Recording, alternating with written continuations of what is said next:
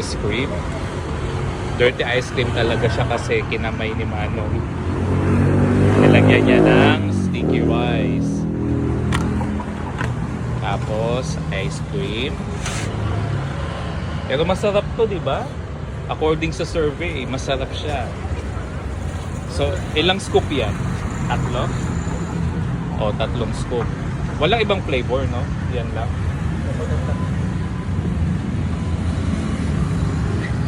So, ganyan yung flavor ng ice cream nila dito. O, siguro isa lang. Tapos, meron siyang peanut. Wow, sarap.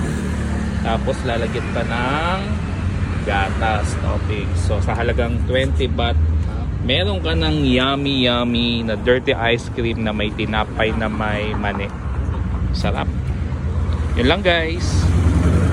Guys, kakainin na natin. Thanks for watching.